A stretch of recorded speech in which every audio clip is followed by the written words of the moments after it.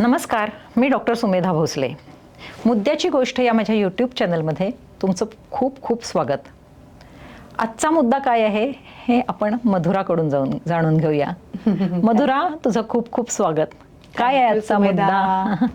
हा, तर आजचा मुद्दा असा आहे की हा जो आज आपण विषय घेणार आहोत, तर मिलेट्सचा आपला जो व्हिडिओ झाला आहे त्याच्यामध्ये हा मुद्दा आलेला आहे. त्याच्यानंतर आपण कॅन्सर प्रिव्हेन्शनचं आहाराचा जो मुद्दा व्हिडिओ घेतला आहे त्याच्यामध्ये हे आलेलं आहे. तर मला असं सांगायचं आहे, आपण गट हेल्थवरती आज बोलायचं आहे. कारण तेव्हा तू आम्हाला छान सांगितलं, बऱ्यापैकी कळलं सुद्धा. पण आम्हाला किंवा मला सुद्धा असं वाटतं की गट हेल्थ हा विषय इतका मोठा आहे आणि त्याच्यावरती अशी एक विस्तृत माहिती सगळ्यांना मिळाली पाहिजे.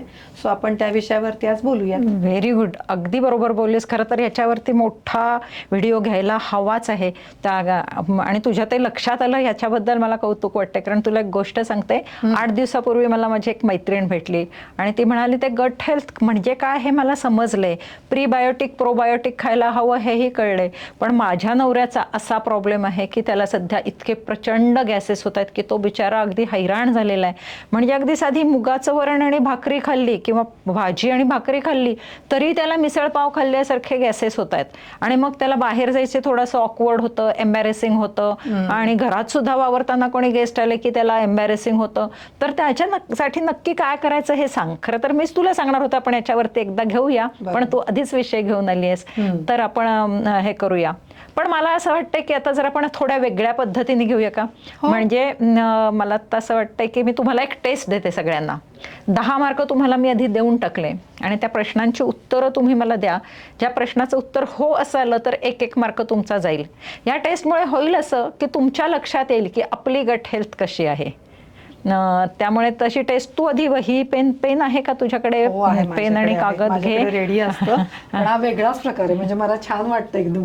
टेस्ट देणार आहे. हा, टेस्ट दे आणि मग तुमचं तुम्हाला कळेल की आपली गट हेल्थ कशी आहे. तर पहिला माझा प्रश्न आहे की तुम्हाला अपचन होतं का? आता अपचन म्हणजे हा वाईड मुद्दा आहे. म्हणजे तुम्हाला आत्ता आपण सांगितलं त्याप्रमाणे गॅसेस होणं, त्याने एम्बॅरेसिंग होईल इतपत गॅसेस होणं, हा पहिला त्यातला भाग आहे.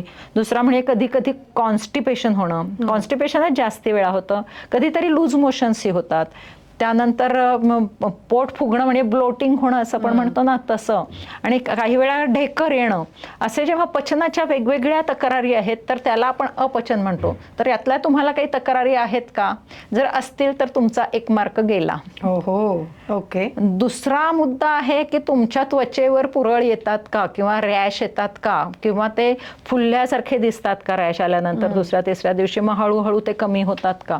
त्याचा अर्थ तुमची गट हेल्थ, म्हणजे गट हेल्थ याचा अर्थ मराठीमध्ये पचनसंस्थेचं कार्य सुरळीत चालू नाहीये. तुमची गट हेल्थ बिघडली आहे म्हणजे तुमच्या पचनसंस्थेचं कार्य बिघडलेलं आहे.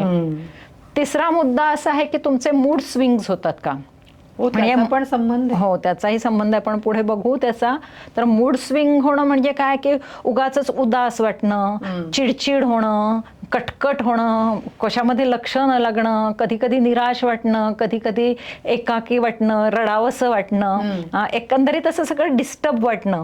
असा जर मूड स्विंग होत असेल तर तुमची गट हेल्थ खराब आहे. चौथी गोष्ट म्हणजे तुम्हाला कंटाळा येतो का सारखा? म्हणजे हा मूड नसणं हे वेगळं, आणि कंटाळा म्हणजे तुम्हाला थकवा जाणवतो का असं मला म्हणायचंय. की आळस किंवा कंटाळापेक्षाही थकवा जाणवतो का? की म्हणजे आता फॉर एक्झाम्पल वॉर्डरोब काढले तुम्ही आवरायला आणि असं वाटतं जाऊ देते, मरू दे, मी नंतर करेन, आत्ता मला जरा पडू दे थोडा वेळ. किंवा एखाद्या ठिकाणी जायचे तर नको आता उद्या जाऊया असं होत असेल, म्हणजे थकवा येत असेल तर त्याचाही गट हेल्थशी संबंध आहे.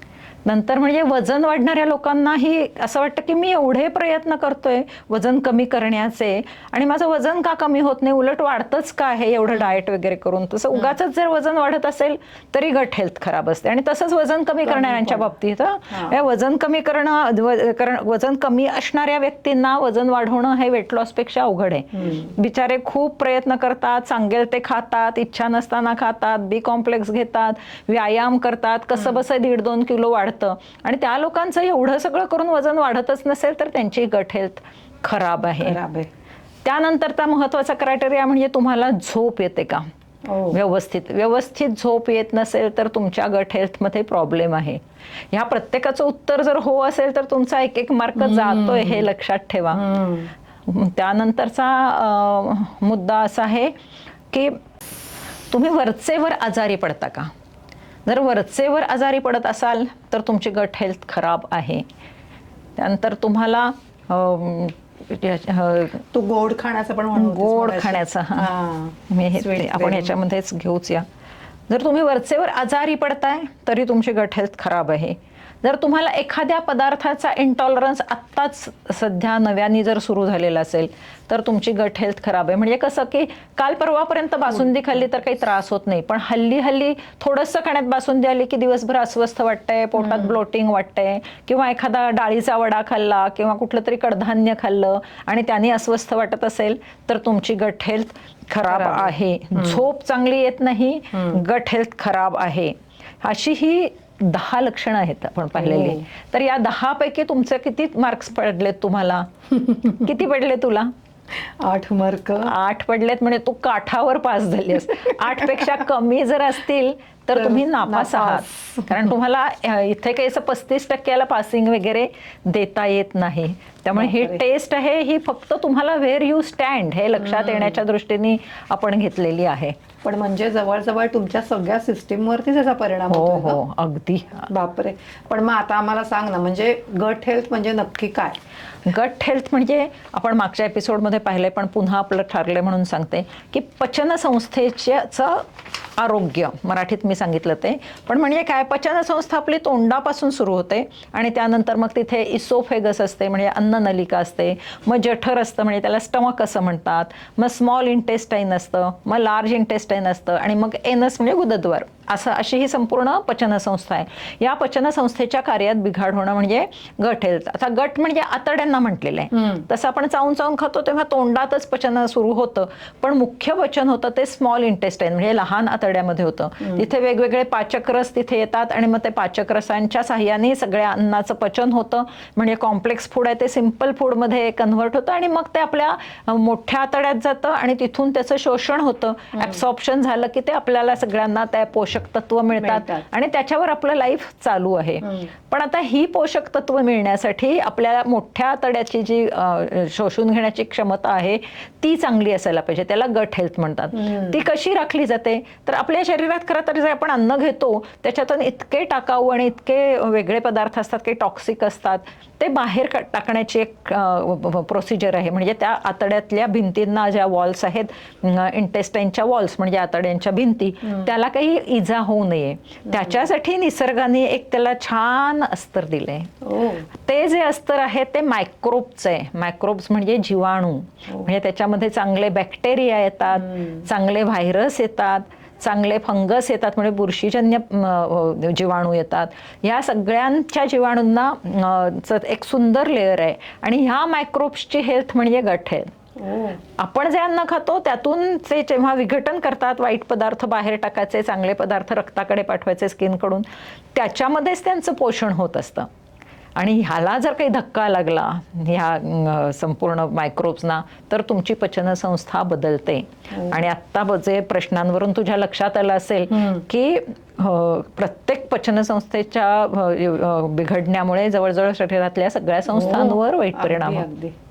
म्हणजे आधी गट हेल्थ साधारण माहिती होतं, पण आता तुझ्या प्रकारे सांगितलं तसं ते माझ्या डोळ्यासमोर असं चित्र उभं राहिलं आणि छान सांगितलं. आणि हे मायक्रोब्स किती असतात माहितीये, त्याची ट्रिलियन मध्ये संख्या असते. म्हणजे आता आपण म्हणतो करोड, कोटी म्हणतो, तेव्हा एकावरती 7 शून्य आले की 1 कोटी होतं, त्याच्यावरती 9 शून्य आले की 1 बिलियन होतं आणि त्याच्यावर 11 शून्य आले की 1 ट्रिलियन होतं. म्हणजे आपल्या हिंदू कॅलेंडरनुसार त्याला खर्व निखर्व म्हणजे अब्ज खर्व निखर्व ते निखर्व मध्ये आहेत. म्हणजे त्याचं जर वजन केलं तर 2.5 किलो त्या बॅक्टेरियांचं वजन असतं, मायक्रोब्सचं. एवढा त्यांचा पोटामध्ये वावर आहे आणि त्यामुळे त्या खाल्लेल्या अन्नाचं छान पचन होऊन चांगले पचन झालेले पदार्थ, पोषक पदार्थ आपल्या शरीराला मिळतात. म्हणजे आपण त्यांना थँकफुल असायला पाहिजे. खरंच.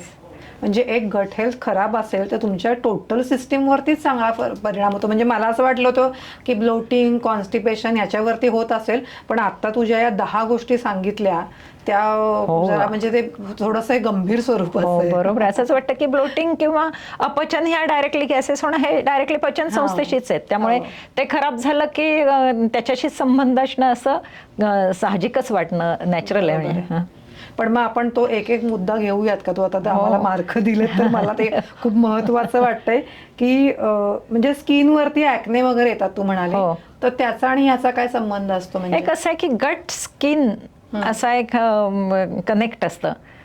ब्रेन टू गट ऍक्सिस जसा आहे तसा गट टू स्किन असा ऍक्सिस असतो. आपल्या त्वचेला बघ हल्ली सगळी जी बाहेरची सौंदर्य प्रसाधन आहेत त्या सौंदर्य प्रसाधनामध्ये काय काय असतं? व्हिटॅमिन ई असतं, हायलोरेनिक ऍसिड असतं, अमुक पदार्थ असतो, व्हिटॅमिन डी असतं. इव्हन आपण हे पाहिलं की व्हिटॅमिन एच्या डेफिशियन्सीने जसा रातांधळेपणा येतो तसा व्हिटॅमिन एच्या डेफिशियन्सीने कोरडेपणाही येतो त्वचेला. आता जर तुमची गट हेल्थ बदलली आहे आणि ह्याचं व्यवस्थित पोषक द्रव्य ही ऍब्सॉर्बच झालेली नाहीये तर तो गट टू स्किन ऍक्सिस कसा केटर होणार?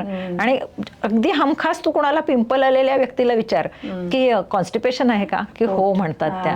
त्यामुळे पोटाची तब्येत नीट नसेल तर तुमची स्किन, म्हणजे तो पहिला क्रायटेरिया की मुलींना पिंपल्स येतात, ठीक आहे काही हार्मोनल चेंजेस असतात, पण ते पिंपल्स येणं, रॅश येणं, काहीतरी वेडवाकडं खाल्लं की ते वाढणं, ह्या अगदी त्या गट हेल्थशी त्याचा संपर्क आहे. बरोबर आहे. बर, पण मग दुसरं जे आहे मूड स्विंग होतात तर त्याचा गट हेल्थशी काय संबंध आहे? ब्रेन टू गट ऍक्सिस. तेव्हाही म्हटलेलं होतं की ज्या ब्रेनमध्ये सेल्स आहेत ना त्याला न्यूरॉन्स असं म्हणतात. ते न्यूरॉन्स पोटामध्येही असतात, हृदयामध्येही असतात. आपण म्हणतो ना हृदयात कालवा कालव झालंय, पोटात भीती वाटतेय, बटरफ्लायज येत आहेत, किंवा पोटात गलबललं असं आपण म्हणतो. पोटामध्ये सुद्धा त्या संवेदना येतात. आणि मुख्य म्हणजे जे सेरोटिनिन नावाचं हार्मोन आहे की जे माणसाला प्रफुल्लित ठेवतं, आनंदित ठेवतं, किंवा डिप्रेशनच्या औषधामध्ये सेरोटिनिन देतात कारण त्याचं डिप्रेशन जाऊन त्याला प्रफुल्लित वाटावं, किंवा सिझोप्रेनिया म्हणजे चक्क वेड लग्न जेव्हा झालेलं असतं त्यांनाही सेरोटिनिन देतात. हे सेरोटिनिन आपल्या पोटात तयार होतं. 90% सेरोटिनिन पोटामध्ये तयार होतं, ज्या ब्रेनच्या सेल्स पोटात असतात त्याच्यामधून. पण तुमचं गट हेल्थ बदललं की त्यांना काय मिळणार? त्या न्यूरॉन्सना पोषण. त्यांना जर न्यूट्रिशन मिळालंच नाही की त्यांच्या कार्यामध्ये बिघड होतो. त्यामुळे त्याचा आता लक्षात आलं मूड स्विंगचं.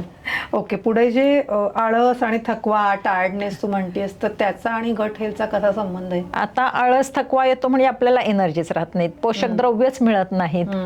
जर त्याचं शोषणच झालेलं नाही, ऍब्सॉर्प्शनच झालं नाहीये, जसं ॲनिमिया की रक्तामध्ये हिमोग्लोबिन कमी आहे की ऑक्सिजन कॅरी करायला ते रक्त कमी पडतंय, तसं ह्याच्यामध्ये पोषक द्रव्यच मिळत नाहीयेत. त्यामुळे थकवा येतो, बसावंसं वाटतं, दमल्यासारखं वाटतं. आणि मग ती लोक आयर्नच्या टॅबलेट घेतात पण त्याचा उपयोग होत नाही. गट हेल्थ जर तुमचं पचनसंस्थेचं कार्य बिघडलं असेल तर ते सुधारलं पाहिजे. बरोबर आहे.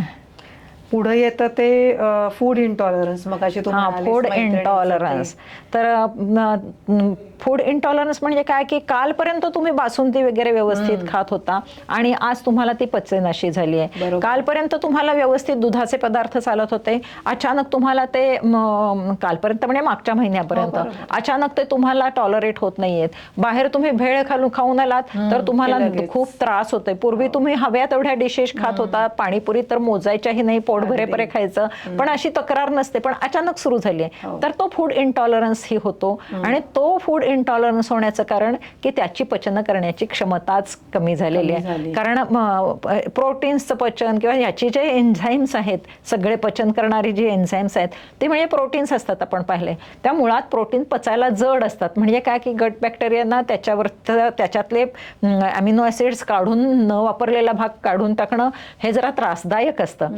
तेच जर त्यांच्याकडून व्यवस्थित होत नाहीये तर मग ऑटोमॅटिकली हा फूड इंटॉलरन्स वाढतो. बरोबर आहे.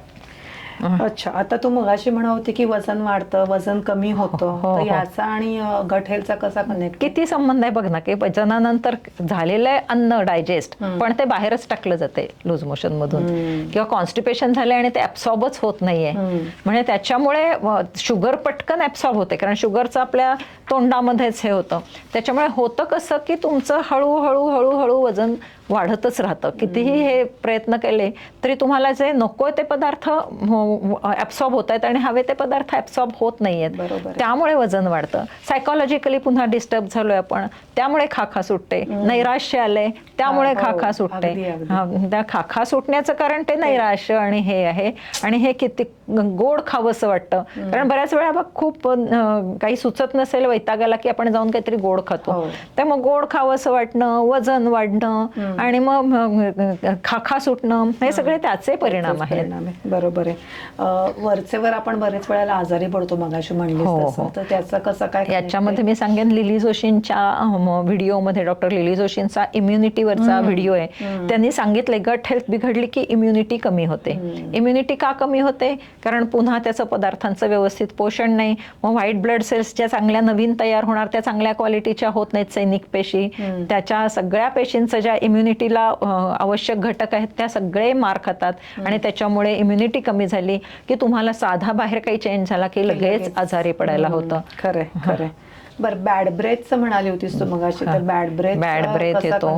बॅड ब्रेथ म्हणजे कसं होतं की जेव्हा तुम्ही कॉन्स्टिपेशन होतं, वेळेवर तुम्ही जर गेला नाही टॉयलेटला, तर त्यातले जे विषारी घटक आहेत, नको ते घटक आहेत, ते हळूहळू वर येतात ऍब्सॉर्ब होऊन.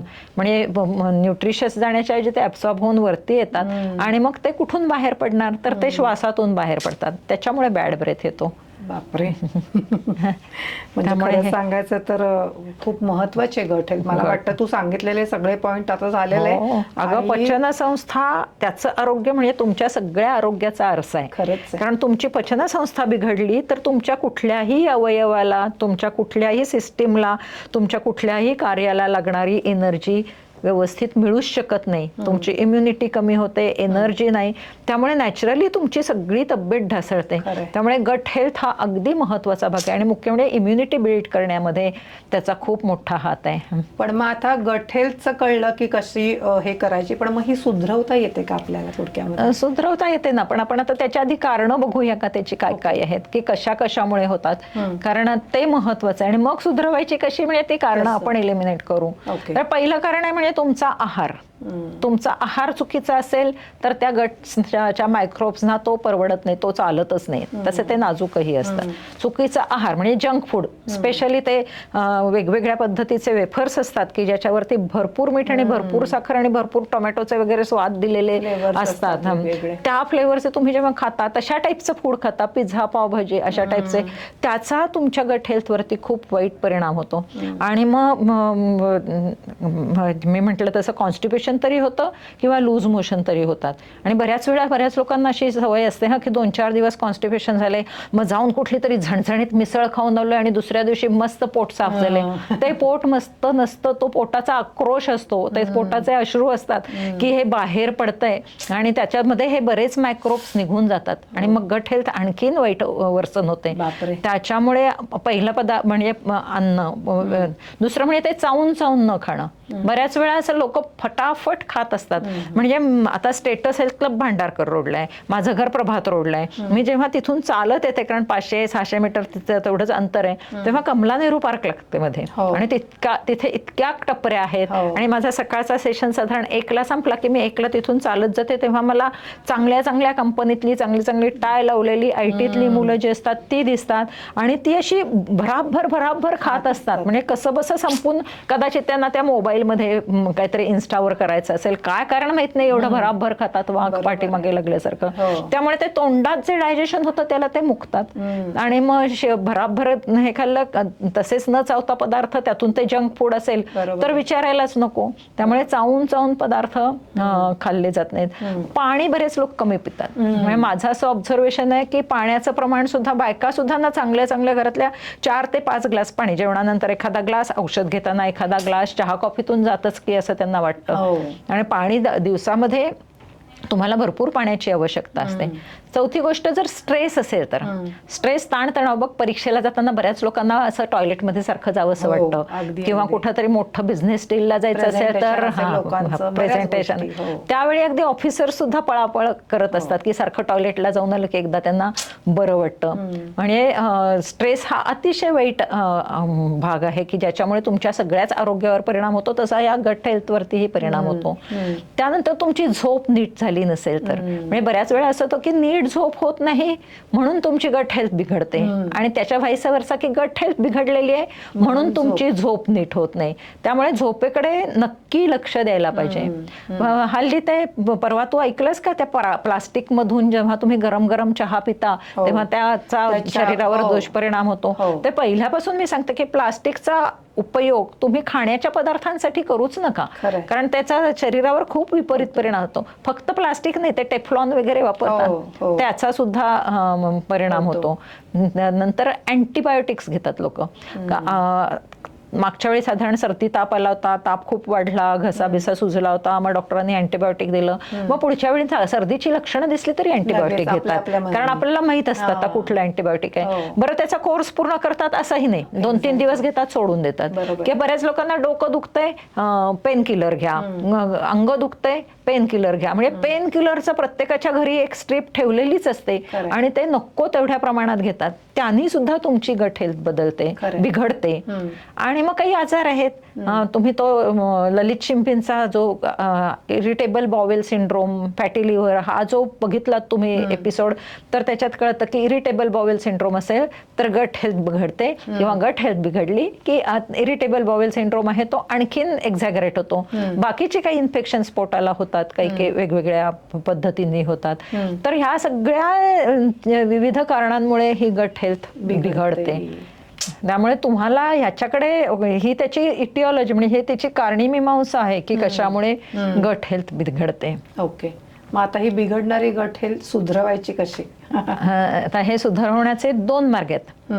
पहिला मार्ग जरा सोपा आहे, थोडासा तुम्हाला ऐकायलाही ऑड होईल, मला सांगतानाही ऑड होईल, पण ती फॅक्ट आहे आणि आपण सगळं नॉलेज देतोय म्हणून सांगते की याच्यामध्ये काय करतात डॉक्टर्स, जर अगदीच एक्स्ट्रीम कंडिशनला गेलेला असेल पेशंट, की तुम्ही प्रीबायोटिक घेताय, प्रोबायोटिक घेताय, जशी माझी मैत्रीण म्हणाली की ते सगळं घेतलं तरी त्याला खूप त्रास होतोय, तर त्यांच्यासाठी ह्या 2 पद्धती आहेत. पहिली सोपी पद्धत आहे, दुसरी अवघड आहे. पण दुसरी अवघड पद्धत जर अवलंबली तर तुम्हाला त्याच्या चांगल्या सवयी लागल्या तर तुम्हाला आयुष्यभर हा त्रास होणार नाही आणि तुमची सगळी हेल्थच सुधारेल. आणि दुसरी आहे, ती पण उपयुक्त आहे, त्याच्यामध्ये हेल्दी माणूस असतो, त्याची पॉटी किंवा त्याचे स्टूल्स हे नॉन हेल्दी माणूस आहे, ज्याची गट हेल्थ बदलली आहे, त्याच्यामध्ये एनस द्वारे, गुदद्वाराद्वारे ते इंजेक्ट करतात आतपर्यंत. म्हणजे त्याच्यातले मायक्रोब्स आहेत ते तिथे चांगले फोफावतात. तसं वातावरण चांगलं दिलं तर त्यांना सायमल्टेनियसली, अर्थात हे पुन्हा त्यांना आत चांगलं वातावरण मिळालं पाहिजे, कारण आपल्या स्टूल मधून रोज 200-250 ग्रॅम मायक्रोब्स बाहेर पडत असतात. ते जीवाणू जे चांगले आपल्याला मदत करतात ते आत वाढतही असतात रोज 200-300 ग्रॅम, तसेच ते बाहेरही पडत असतात, कारण बाहेर पडण्याची म्हणजे त्याचंच ते फिकल मॅटर बनलेलं असतं, त्याचे स्टूल्स बनलेले असतात, त्याचीच पॉटी बनलेली असते, शी बनलेली असते. त्यामुळे तशा पद्धतीने ही एक प्रोसिजर आहे. पण बहुतेक ऍक्च्युअल मध्ये होतात, असं करतातच डॉक्टर, इलाजच नसतो. आणि दुसरी जी प्रोसिजर आहे तो राजमार्ग आहे, तो संपूर्ण आरोग्याकडे जाण्याचाच राजमार्ग आहे. तर तो मी आता हे तुम्हाला 21 मुद्दे सांगणार आहे. तू सुद्धा तुझ्या हातात वही आहे, पेन आहे, लिहून घे आणि आपण ते छान लोकांना समजावून सांगतील असं रिपीट करून सांगूया. पहिली मुद्दा म्हणजे तुमच्या इंटेस्टाईनची जी आतली वॉल आहे, म्हणजे आतड्यांची जी भिंत आहे ज्याच्यातून ॲब्सॉर्ब होतं, त्याची झीज भरून काढणारं, त्याची जी क्षती झालेली आहे, त्याला जे काही खरचटल्यासारखं झालं असेल तर ते भरून काढणारा आहार घ्यायचा आहे.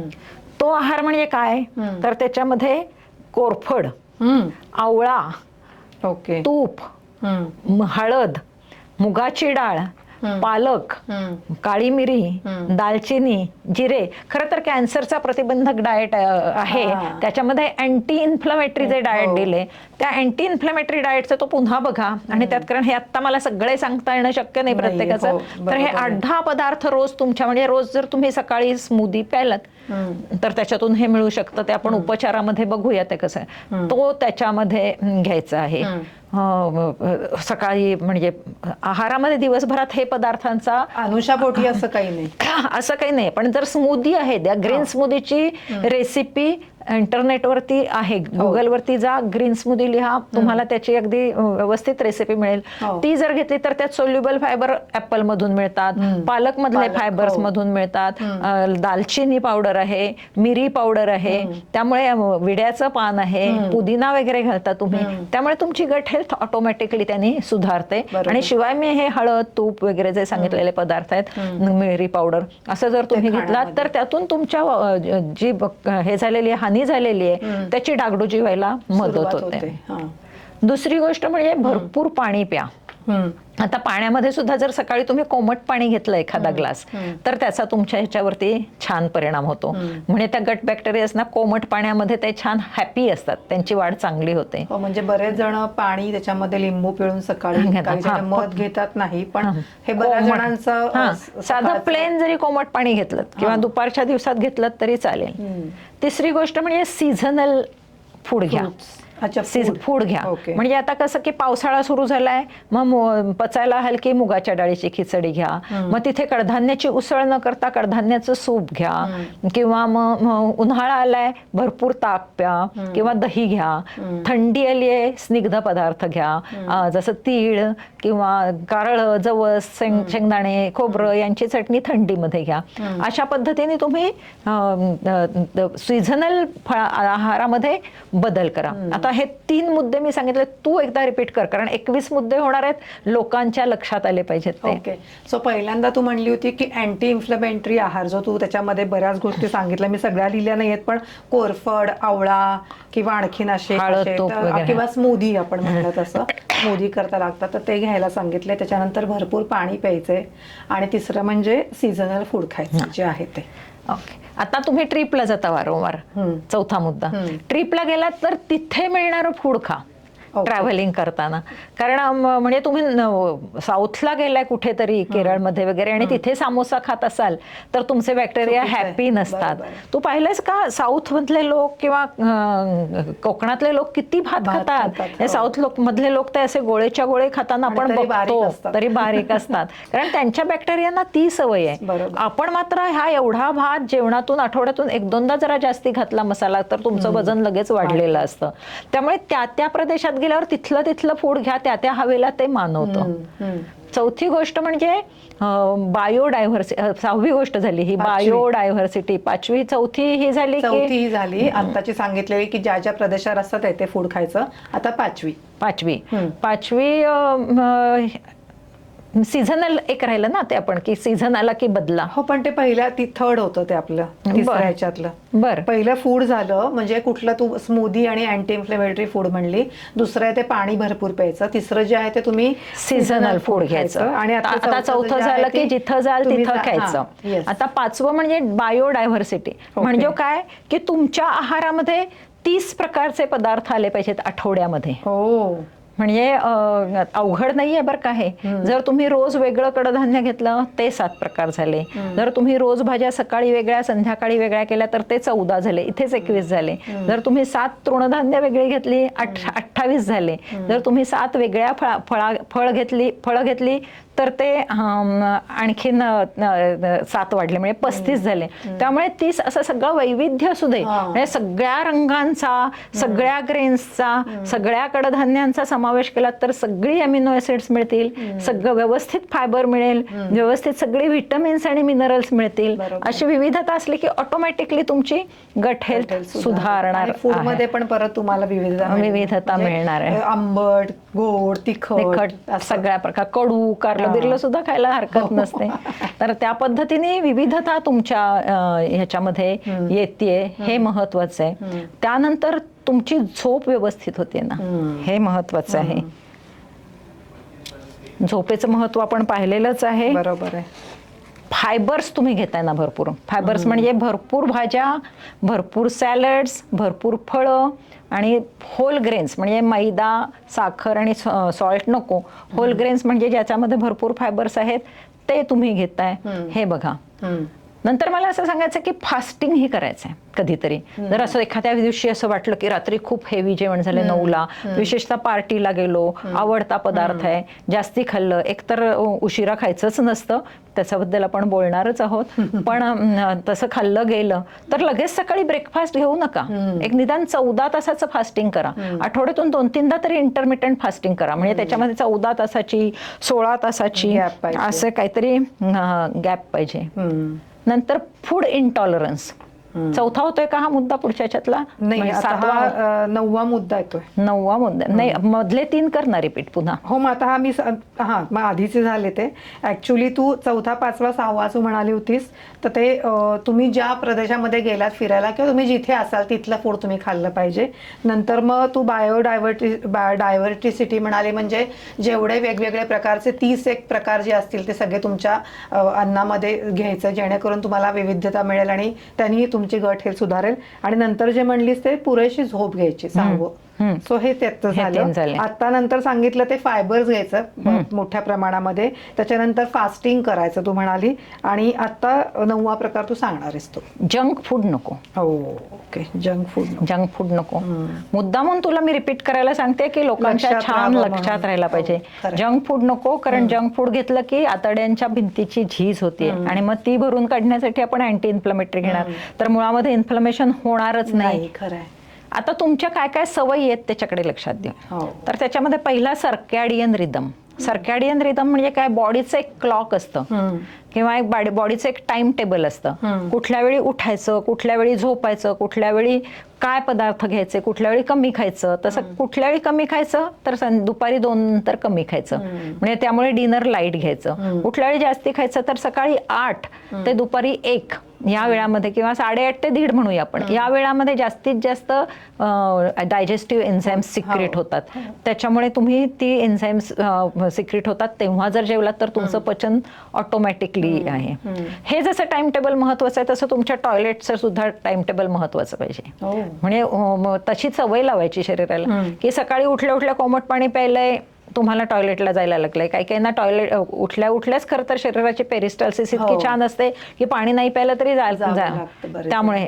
पण त्याच्यामध्ये जर असं होत असेल की तुम्हाला कॉन्स्टिपेशन होतंय वरचे वर, म्हणजे मग तुम्हाला चूर्ण घ्यायला लागतंय, गरम पाणी घ्यायला लागतंय, काहींना चहा घेतल्याशिवाय होत नाही, असं नाही झालं पाहिजे. तर त्या दृष्टीने तुमच्या आहारात फायबर्स, म्हणजे आधीचे जे मुद्दे आपण केले ते घेतलं तर तुम्हाला ते टाइम टेबल व्यवस्थित आलं. दुसरी गोष्ट म्हणजे जर तुम्हाला मध्ये आधी कधी कॉल आला तर तो रोखून धरायचा नाही. बऱ्याच लोकांना सवय असते की आता मीटिंग झाल्यावर जाऊया, किंवा बऱ्याच ह्याच्यामध्ये असं वाटतं की आपल्याला रोखून ठेवता येतंय. तसं करू नका. त्यांनी कॉन्स्टिपेशननी, मगाशी मी सांगितलं बॅड ब्रीथ होतं, तसं त्यांनी संपूर्ण गट हेल्थ ही बिघडते, कारण त्याचा मायक्रोब्स वरता त्याचं प्रेशर वाढतं, ऍक्च्युअल त्याच्यामुळे त्रास होतो. बरोबर आहे. तिसरा मुद्दा आहे म्हणजे ओरल हेल्थ. ओरल हेल्थ म्हणजे रात्री झोपताना दात घासलेच पाहिजेत. आपण मुलांना सांगतो ना किटाणू होते, हे किटाणू होते, हे किटाणू जर व्हायचे नसतील तर तुम्हाला ते त्याचे बॅक्टेरियावरती वाईट परिणाम होतात. बरोबर आहे. 3 रिपीट कर पुन्हा. सो तू एक सांगितलेलं आहे ते बॉडी क्लॉकचं सांगितलं, नंतर सांगितलंय टॉयलेट रिलेटेड की सकाळी नॅचरली व्हायला पाहिजे, हे खाल्ले फायबर्स तर, किंवा मग तुम्हाला मध्येच कॉल आला तर तुम्ही तो स्किप करू नका. आणि आता जे सांगितलं ते ओरल हेल्थ सांगितलं. त्यानंतर अन्न चावून चावून चावून खायचे आहे, कारण तोंडामध्ये त्याचं पचन होतं. तोंडामध्ये लाळ म्हणतो आपण, सलायव्हा, त्याच्यामध्ये अमायलेज असतं, त्याच्यामध्ये जे कॉम्प्लेक्स कार्बोहायड्रेट आहेत त्याचे डायसॅकराइड्समध्ये रूपांतर होतं. त्याच्यामुळे बाकीची पाचक द्रव्य छान सिक्रेट होतात. त्याच्यामुळे तोंडात व्यवस्थित चावून खायचे. मगाशी मी सांगितलं तसं ते भराभर खायचं नाहीये. आणि आपण याचा व्हिडिओ केलेला सांगितलेला आहे, त्यामुळे ते चावून चावून खायचे. तिसरी गोष्ट म्हणजे प्लास्टिकचा जसा वापर करायचा नाही तसा नॉनस्टिकचाही वापर फारसा करायचा नाही. त्यांनी सुद्धा तुमचं गट हेल्थ होतं, बिघडते. नंतर चौथी गोष्ट, पुढची गोष्ट पोश्चर. आता ते किती पुन्हा 3 झाले असतील तर पुन्हा रिपीट कर. पोश्चर धरूनच तिसरे आता. हा, पोश्चर तिसरे, कारण पोश्चर मध्ये जर तुम्ही असं बसलात सारखं तर तुमच्या पोटावर त्याचं प्रेशर आहे. तुम्ही ताठ बसा आणि छान राहा. छोट्या छोट्या गोष्टी आहेत, त्यांनी तुमची गट हेल्थ सुधारते. आता मध्ये अन्न चावून खायचं तू म्हणालीस तशी. त्याच्यानंतर नॉनस्टिक नाही वापरायचं, आणि तिसरं म्हणजे तुमचं पोश्चर. आणि अजून एक याच्यामध्ये महत्वाचं म्हणजे अँटीबायोटिक्स. मगाशी मी सांगितलं तसं उगाचच अँटीबायोटिक्स घ्यायची नाहीत, उगाचच पेन किलर घ्यायचं नाही. म्हणजे आता मला वाटतं 16 झाले का झाले. आता आपल्याला शेवटचे 5 बघायचे आहेत महत्वाचे. त्यातला महत्वाचा म्हणजे स्लीप, झोप.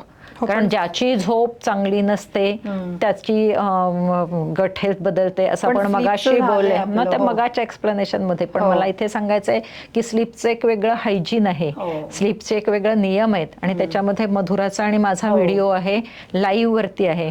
तर लाईव्ह तुम्ही कसं बघायचं, मुद्द्याची गोष्ट हे टाईप करा, मुद्द्याची गोष्ट आल्यानंतर तिथे तुम्हाला व्हिडिओज दिसतील, होम दिसेल आणि लाईव्ह दिसेल. लाईव्ह वरती टॅप करा, खालती तुम्हाला तो व्हिडिओ दिसेल, तो बघा. खूप जरुरीच आहे तो, कारण आरोग्य तुमचं सगळं झोपेवर अवलंबून आहे, त्यामुळे स्लीप तिथे महत्वाची आहे. दुसरा गोष्ट म्हणजे स्ट्रेस मॅनेजमेंट.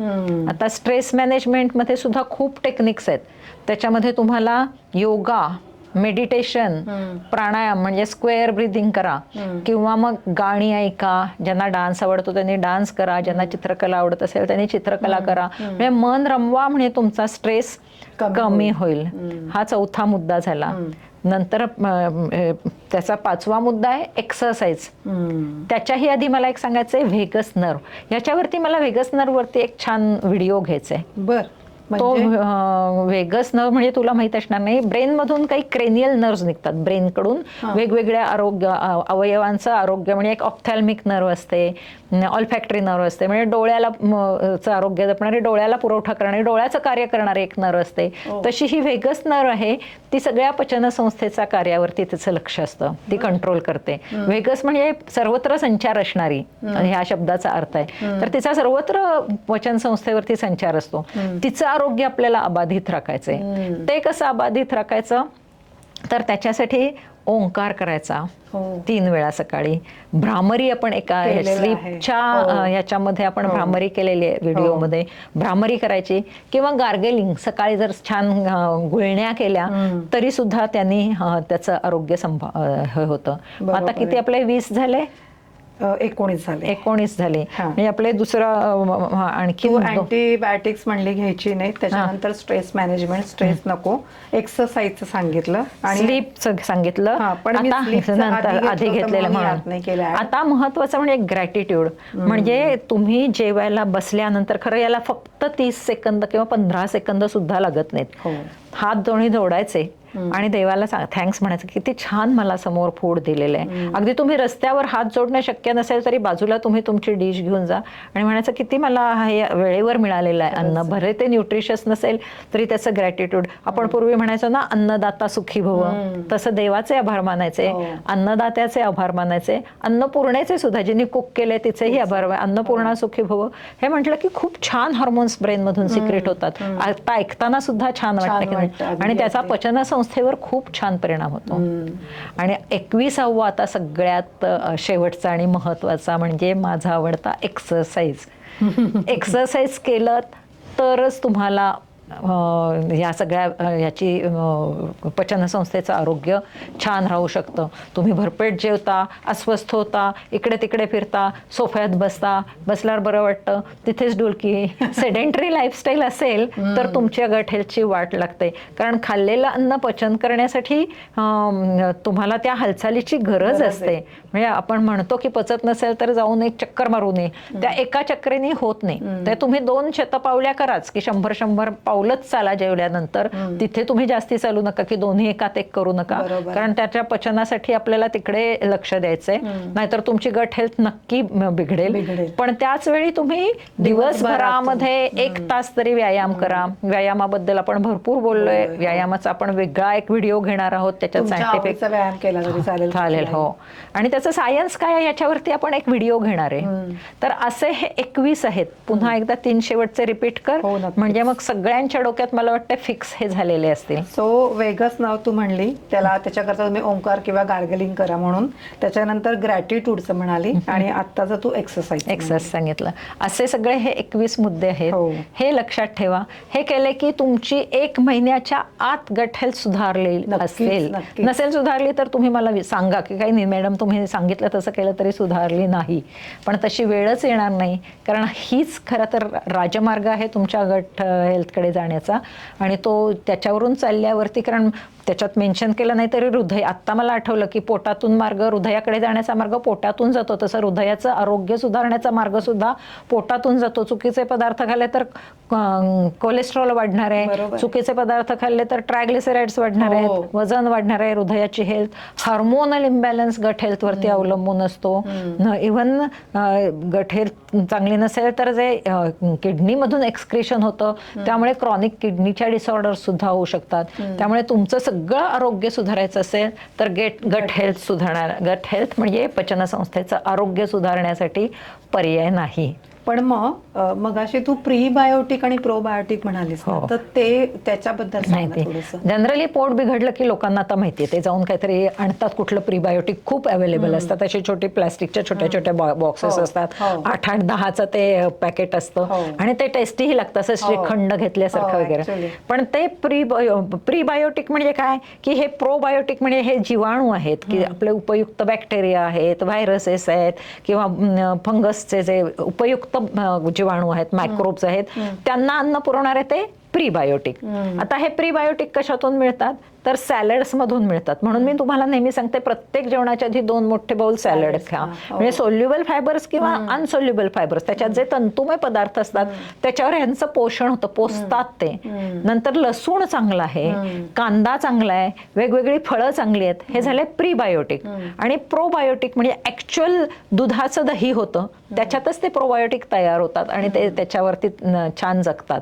त्यामुळे दही, ताक, नंतर आंबली दिलेली होती किंवा वेगळ्या प्रकारच्या कांजी असते ती आहे. त्यानंतर लोणचं, वेगवेगळ्या प्रकारचं लोणचं, अर्थात ते थोड्या प्रमाणात घ्यायचं आणि त्याच्यामध्ये तेल आणि मीठ जास्ती घालायचं नाहीये. पण त्या सगळ्या पदार्थांमुळे तुमचं बाकी मग रेडीमेड वेगळे आहेत किंवा इतर देशातलेही आहेत, काफीर वगैरे आहेत, पण आपल्याला हे इझिली अवेलेबल आहेत. किंवा इडली, डोसा, हे आंबवून केलेले जे पदार्थ आहेत, ढोकळा, याच्यातून सुद्धा आपल्याला प्रोबायोटिक्स मिळतात. म्हणजे त्याला ती क्रियाच आहे ना की दुधाचं दही होणं, तसं ह्याला हे विरजण लागल्यासारखं जर झालं आतल्या सगळ्यांना तर त्याचं जास्ती डायजेशन होतं. दूध पचण्यापेक्षा आपल्याला दही किंवा ताक जास्ती पचतं. तसंच आपलं सगळं डायजेस्टेड अन्न आहे त्याच्यामध्ये हे प्रोबायोटिक्स प्रक्रिया करतात, तेव्हा त्याचं पचन चांगलं होतं आणि छान ऍब्सॉर्प्शन होतं. खूपच छान. म्हणजे गट हेल्थची इतकी इन डिटेल माहिती आतापर्यंत कधीच मिळाली नव्हती की कशामुळे बिघडतं, कशामुळे सुधारतं, ते चांगलं ठेवण्याकरता काय करायला पाहिजे.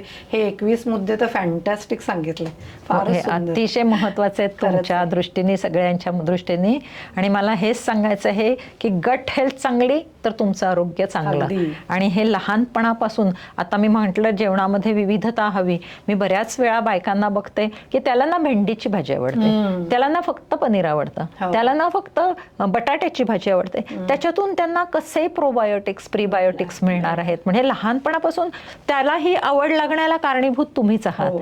पिझ्झा कधी कधी नडतो, तेच करायचा आळस कंटाळा करतो. आणि चुकीच्या सवयी, पिझ्झाची त्यांना कुणी इंट्रोडक्शन करून दिली किंवा चुकीच्या पदार्थांची त्या वेफर्सची हे करून. आत्ता तुला मी धक्कादायक बातमी सांगते की एक अशी संस्था पुण्यामध्ये आहे की ती मुलं आई वडील मिळवती आहेत, म्हणजे अगदी गरीब नाही आहेत, त्या सगळ्या त्यांना देतात, पण त्या आई वडिलांना कळत नाही त्यांचे लाड कसे करायचे. ते पॅकेटमधली फूड्स देतात म्हणून त्यांचं हिमोग्लोबिन ही कमी आहे. त्यामुळे गट हेल्थ सुद्धा त्यांची बिघडते. म्हणजे तुम्ही तुमच्या मुलाचे लाड करताना त्यांना काय खाऊ घालताय याच्याविषयी विचार करा. आत्ताचे हे 21 मुद्दे तुमच्या आचरणात आणा. मुख्य तुम्हाला काही शंका असतील तर मला पुन्हा पुन्हा विचारा. तुमची गट हेल्थ सांभाळा. आणि सगळ्यात महत्त्वाचं म्हणजे असेच महत्त्वाचे प्रॅक्टिकल आणि सोप्या भाषेत सांगितलेले व्हिडिओ येतात, त्यामुळे चॅनल पहिला सबस्क्राईब करा, लाईक करा आणि शेअर करा. तुझी ती खासियत आहे सोप्या भाषेत बोलायची. हो, पण तसे लोकांना आवडतायत सुद्धा. फक्त तुम्ही त्याला सबस्क्राईब केलं की ते जास्ती लोकांपर्यंत पोहोचेल. म्हणून मी प्रत्येक वेळी तुम्हाला पुन्हा पुन्हा ते सांगते. धन्यवाद. आणि मधुरा, तुझेही थँक्स. थँक्यू.